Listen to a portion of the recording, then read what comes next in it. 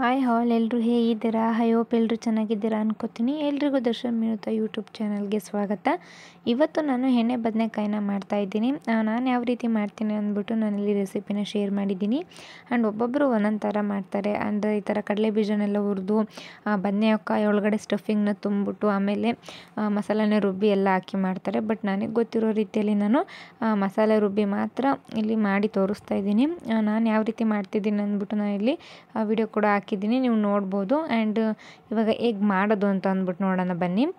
ಇದಕ್ಕೆ ಏನೇನು ಇಂಗ್ರೀಡಿಯೆಂಟ್ಸ್ ಬೇಕು ಅಂತ ಅಂದರೆ, ಮೊದಲಿಗೆ ನಾನಿಲ್ಲಿ ಬದನೆಕಾಯಿನ ಈ ಥರ 4 ಭಾಗದಂಗೆ ಕಟ್ ಮಾಡ್ಕೊಂಬಿಟ್ಟು ಇಲ್ಲಿ ನೋಡ್ತಾ ಇರ್ಬೋದು. ಈ ಥರ 4 ಭಾಗದಂಗೆ ಕಟ್ ಮಾಡಿ ನೀರಲ್ಲಿ ನೆನೆಸಿ ಎತ್ತಿಟ್ಕೊಂಡಿದ್ದೀನಿ. ಮತ್ತು ಇದು ಒಗ್ಗರಣೆಗೆ ನಾನಿಲ್ಲಿ ಒಂದು ಈರುಳ್ಳಿ ಮತ್ತು ಸ್ವಲ್ಪ ಸಾಸಿವೆ, ಸ್ವಲ್ಪ ಕರಿಬೇವನ್ನು ತೊಗೊಂಡಿದ್ದೀನಿ.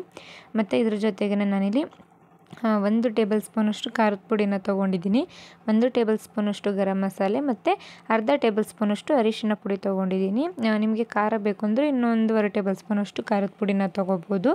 ಆ್ಯಂಡ್ ಇದಕ್ಕೆ ಒಂದು ಮಸಾಲೆ ರುಬ್ಬಬೇಕಲ್ವ, ಅದಕ್ಕೇನೇನು ಬೇಕು ಅಂತ ಅಂದರೆ, ನಾನಿಲ್ಲಿ ಅರ್ಧ ಇಂಚು ಶುಂಠಿ, ಒಂದು 7-8 ಬೆಳ್ಳುಳ್ಳಿ, 1 ಈರುಳ್ಳಿ, ಸ್ವಲ್ಪ ಕೊತ್ತಂಬರಿ ಸೊಪ್ಪು ಮತ್ತು ತೆಂಗಿನಕಾಯಿ ಪೀಸಸ್ಸು, 1 ಟೊಮೆಟೊ ಮತ್ತು 2 ಟೇಬಲ್ ಸ್ಪೂನಷ್ಟು ಸಾಂಬಾರು ಪೌಡ್ರನ್ನ ತೊಗೊಂಡಿದ್ದೀನಿ. ಇವಾಗ ಹೇಗೆ ಮಾಡ್ಕೊಳ್ಳೋದು ಅಂತ ಅಂದ್ಬಿಟ್ಟು ನೋಡೋಣ ಬನ್ನಿ. ರುಚಿಗೆ ಹಾಕ್ಕೊಳ್ಳೋಕ್ಕೆ ಉಪ್ಪನ್ನು ಕೂಡ ತೊಗೊಂಡಿದ್ದೀನಿ.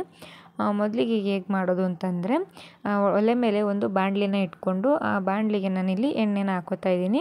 ಮೇಯ್ನ್ ಅಂದ್ರೇ ಎಣ್ಣೆ ಬದನೆಕಾಯಿ ಅಂದ್ರೇ ಇಲ್ಲಿ ಮೇಯ್ನ್ ಇಂಗ್ರೀಡಿಯೆಂಟ್ ಬಂದ್ಬಿಟ್ಟೆ ಎಣ್ಣೆ ಜಾಸ್ತಿನೇ ಹಾಕ್ಕೋಬೇಕಾಗುತ್ತೆ. ಬಟ್ ನಿಮಗೆ ಸ್ವಲ್ಪ ಕಡಿಮೆ ಕ್ವಾಂಟಿಟಿಲಿ ಎಣ್ಣೆ ಹಾಕ್ಕೊಂಡು ಮಾಡ್ಕೊತೀನೋ ಅಂದರೂ ಕೂಡ ಮಾಡ್ಕೋಬೋದು. ಜಾಸ್ತಿ ಎಣ್ಣೆ ಹಾಕ್ಕೊಂಡ್ರೇ ಈ ಪಲ್ಯ ಚೆನ್ನಾಗಿ ಬರೋದು. ನಾನು ಇಲ್ಲಿ ಎಣ್ಣೆ ಹಾಕ್ಕೊಂಡು ಎಣ್ಣೆ ಕಾದಾದ ನಂತರ ಇದಕ್ಕೆ ಸಾಸಿವೆನ ಹಾಕೋತಾ ಇದ್ದೀನಿ. ಸಾಸಿವೆನ ಹಾಕ್ಕೊಂಬಿಟ್ಟು ಮತ್ತು ಸಾಸಿವೆನ ಹಾಕ್ಕೊಂಡಿದ್ದ ನಂತರ ಬದನೆಕಾಯಿನ ಹೆಚ್ಚಿಟ್ಕೊಂಡಿರ್ತೀವಲ್ವ, ಅದನ್ನು ನಾವಿಲ್ಲಿ ನೀರಿಂದ ತೆಗೆದ್ಬಿಟ್ಟು ಇಲ್ಲಿ ಹಾಕ್ಕೋಬೇಕಾಗುತ್ತೆ. ಅದು ಸ್ವಲ್ಪ ಸಿಡಿತಿರುತ್ತೆ, ನೋಡ್ಬಿಟ್ಟು ಹಾಕ್ಕೊಳ್ಳಿ. ನಾನಿಲ್ಲಿ ನಮ್ಮ ಮನೇಲಿ 3 ಜನ ಇರೋದ್ರಿಂದ ನಾನಿಲ್ಲಿ ಒಂದು 5-6 ಬದನೆಕಾಯಿನ ತೊಗೊಂಡಿದ್ದೀನಿ. ನಿಮ್ಮ ಮನೇಲಿ ನೀವು ಎಷ್ಟು ಜನ ಕ್ವಾಂಟಿಟಿ ಇದೆ ನೋಡಿಬಿಟ್ಟು ನೀವು ಇಲ್ಲಿ ಬದನೆಕಾಯಿನ ತೊಗೋಬೇಕಾಗುತ್ತೆ. ಈ ವೈಟ್ ಬದನೆಕಾಯಿ ಅಂತ ಬರುತ್ತೆ ಗೊತ್ತಾ, ಅದರಲ್ಲೂ ಕೂಡ ಮಾಡ್ಕೋಬೋದು. ಬಟ್ ಈ ಬದನೆಕಾಯಲ್ಲಿ ಮಾಡ್ಕೊಳ್ಳೋದ್ರಿಂದ ತುಂಬ ಚೆನ್ನಾಗಿ ಬರುತ್ತೆ ಎಣ್ಣೆ ಬದನೆಕಾಯಿ.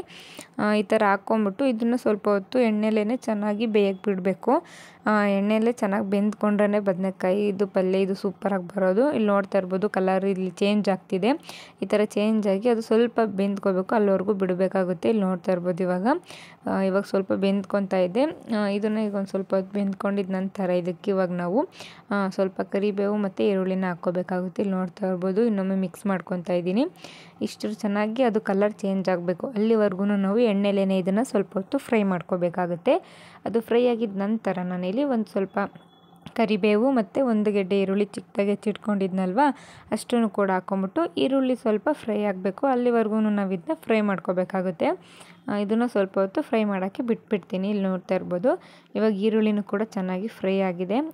ಇವಾಗ ಈ ಹಂತದಲ್ಲಿ ನಾವು 1 ಟೇಬಲ್ ಸ್ಪೂನಷ್ಟು ಖಾರದ ಪುಡಿ, 1 ಟೇಬಲ್ ಸ್ಪೂನಷ್ಟು ಗರಂ ಮಸಾಲ ಮತ್ತು ಅರ್ಧ ಟೇಬಲ್ ಸ್ಪೂನಷ್ಟು ಅರಿಶಿಣ ಮತ್ತು ಚಿಟಿಕೆಯಷ್ಟು ಉಪ್ಪನ್ನ ಹಾಕ್ಕೋತಾ ಇದ್ದೀನಿ. ಬದನೆಕಾಯಿ ಇನ್ನೊಂದು ಸ್ವಲ್ಪ ಬೆಂದಿರಲ್ಲ, ಅದು ಸ್ವಲ್ಪ ಬೇಯ್ಕೊಳ್ಳಿ ಅಂದ್ಬಿಟ್ಟು ಸ್ವಲ್ಪ ಉಪ್ಪನ್ನ ಹಾಕ್ಕೋತಾ ಇದ್ದೀನಿ ಅಷ್ಟೇ. ಇಷ್ಟನ್ನು ಹಾಕ್ಕೊಂಡು ಮಸಾಲೆ ಅದು ಖಾರದ ಪುಡಿ ಗರಂ ಮಸಾಲೆ ಎಲ್ಲನೂ ಕೂಡ ನೀಟಾಗಿ ಬದನೆಕಾಯಿಗೆ ಚೆನ್ನಾಗಿ ಮಿಕ್ಸ್ ಆಗಬೇಕು. ಅಲ್ಲಿವರೆಗೂ ಇದನ್ನು ಚೆನ್ನಾಗಿ ಕೈಲೇ ಈ ಥರ ಮಿಕ್ಸ್ ಮಾಡ್ಕೋಬೇಕಾಗುತ್ತೆ.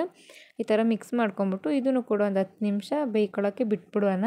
ಇದು ಬೇಯೋ ಅಷ್ಟರಲ್ಲಿ ಇದಕ್ಕೆ ಒಂದು ಮಸಾಲೆ ರುಬ್ಕೋಬೇಕು.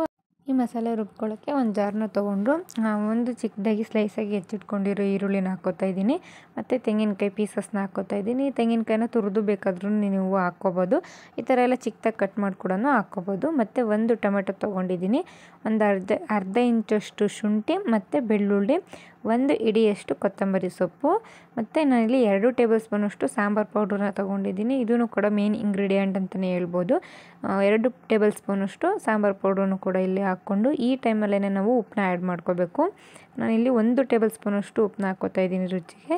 ಇದಕ್ಕೆ ನೀರು ಹಾಕೋ ಅವಶ್ಯಕತೆ ಅಂದರೆ ತೀರಾ ಗಟ್ಟಿಯಾಗಿ ರುಬ್ಕೋಬೇಕು, ಸ್ವಲ್ಪ ನೀರು ಹಾಕ್ಕೊಂಡಿದ್ದೀನಿ. ಇಷ್ಟು ಹಾಕ್ಕೊಂಬಿಟ್ಟು ಇಲ್ಲಿ ರುಬ್ಕೊಂಡಿದ್ದೀನಿ, ನೀವು ನೋಡ್ತಾ ಇರ್ಬೋದು. ಇವಾಗ ಮಸಾಲೆನೇ ಕೂಡ ರೆಡಿಯಾಗಿದೆ. ಇದಕ್ಕೆ ಮಸಾಲೆ ಗಟ್ಟಿಯಾಗೇ ಇರಬೇಕು. ಆ್ಯಂಡ್ ಇವಾಗ ಬದನೆಕಾಯಿ ಈರುಳ್ಳಿ ಎಲ್ಲ ಚೆನ್ನಾಗಿ ಫ್ರೈ ಆಗಿದೆ ಎಣ್ಣೆಲೇ, ಇಲ್ಲಿ ನೋಡ್ತಾ ಇರ್ಬೋದು. ಇವಾಗ ನಾವು ರುಬ್ಬಿಟ್ಕೊಂಡಿರೋ ಮಸಾಲೆನೂ ಕೂಡ ನಾವು ಹಾಕ್ಕೊಂಬಿಟ್ಟು ಚೆನ್ನಾಗಿ ಮಸಾಲೆ ಬದನೆಕಾಯಿಗೆ ಎಲ್ಲದಕ್ಕೂ ನೀಟಾಗಿ ಅಂಟ್ಕೋಬೇಕು. ಅಲ್ಲಿವರೆಗೂ ಚೆನ್ನಾಗಿ ಇದನ್ನು ಮಿಕ್ಸ್ ಮಾಡ್ಕೋಬೇಕಾಗುತ್ತೆ. ಗಟ್ಟಿ ಇದ್ರೇ ಬದನೆಕಾಯಿ ಪಲ್ಯಕ್ಕೆ ಮಸಾಲೆ ತುಂಬ ಚೆನ್ನಾಗಿರೋದು. ಇದನ್ನು ನೀಟಾಗಿ ಮಿಕ್ಸ್ ಮಾಡ್ಕೋಬೇಕು, ಚೆನ್ನಾಗಿ ಮಿಕ್ಸ್ ಮಾಡ್ಕೋಬೇಕು. ಎಲ್ಲ ಕಡೆನೂ ಬದನೆಕಾಯಿಗೆ ಎಲ್ಲ ಕಡೆಗೂ ಮಸಾಲೆ ಅದು ನೀಟಾಗಿ ಅಂಟ್ಕೋಬೇಕು. ಈ ಟೈಮಲ್ಲಿ ಇವಾಗ ನೀಟಾಗಿ ಮಿಕ್ಸ್ ಮಾಡಿಕೊಂಡು ಇದಕ್ಕೆ ನೀರನ್ನ ನಾನು ಸ್ವಲ್ಪ ನೀರನ್ನ ಹಾಕ್ಕೊತಾ ಇದ್ದೀನಿ. ಮಸಾಲೆ ರುಬ್ಬಿರೋ ಜಾರ್ ಇರುತ್ತೆ ಅಲ್ವಾ, ಅದೇ ಜಾರಿಗೆ ಸ್ವಲ್ಪ ನೀರನ್ನ ಹಾಕ್ಕೊಂಡು ನಾನಿಲ್ಲಿ ನೀಟಾಗಿ ಮಿಕ್ಸ್ ಮಾಡ್ಕೊತಾ ಇದ್ದೀನಿ. ಜಾಸ್ತಿ ನೀರು ಹಾಕಿದ್ರೆ ಈ ಪಲ್ಯ ಚೆನ್ನಾಗಿ ಬರಲ್ಲ. ಅದರಿಂದ ಅಷ್ಟು ನೀರನ್ನ ಹಾಕ್ಕೊಂಬಿಟ್ಟು ಚೆನ್ನಾಗಿ ಇದನ್ನು ಮಿಕ್ಸ್ ಮಾಡಬೇಕು. ಎಲ್ಲ ಕಡೆನೂ ಬದನೆಕಾಯಿಗೆ ಎಲ್ಲ ಕಡೆನೂ ನೀಟಾಗದು ಚೆನ್ನಾಗಿ ಅಂಟ್ಕೊಳ್ಳೋ ಥರ ನೀಟಾಗಿ ಮಿಕ್ಸ್ ಮಾಡಿಬಿಟ್ಟು ಇದನ್ನು ಕುದಿಯೋಕೆ ಬಿಡಬೇಕಾಗುತ್ತೆ. ಒಂದು ಲಿಡ್ನ ಕ್ಲೋಸ್ ಮಾಡಿಬಿಟ್ಟು ಇಲ್ಲಿ ನೋಡ್ತಾ ಇರ್ಬೋದು, ನಾನು ಲಿಡ್ನ ಕ್ಲೋಸ್ ಮಾಡಿ ಕುದಿಯೋಕೆ ಬಿಟ್ಟಿದ್ದೆ. ಅದೊಂದು 5 ನಿಮಿಷ ಚೆನ್ನಾಗಿ ಕುದ್ಕೊಂಡ್ಮೇಲೆ ಇಲ್ಲಿ ನೋಡಿ ಸೈಡಲ್ಲೆಲ್ಲ ಎಣ್ಣೆ ಬಿಟ್ಕೊಂಡು ಬಂದಿದೆ. ಇದು ಸೈಡಲ್ಲೆಲ್ಲ ಎಣ್ಣೆ ಬಿಟ್ಕೊಂಡು ಬಂದ್ರೇ ಬದನೆಕಾಯಿ ಎಲ್ಲ ತುಂಬ ಚೆನ್ನಾಗಿ ಬೆಂದಿರುತ್ತೆ.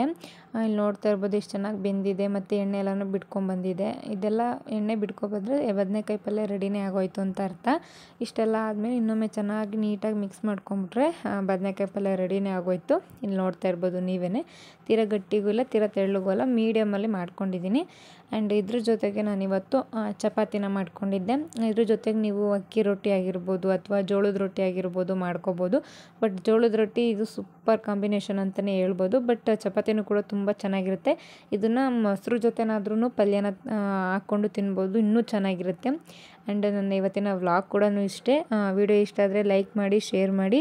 ಆ್ಯಂಡ್ ಈ ರೆಸಿಪಿನ ನೀವು ಕೂಡ ಮನೇಲಿ ಟ್ರೈ ಮಾಡಿ ಹೇಗೆ ಬಂದಿತ್ತು ಅಂತ ಕಮೆಂಟ್ ಬಾಕ್ಸಲ್ಲಿ ತಿಳಿಸಿ.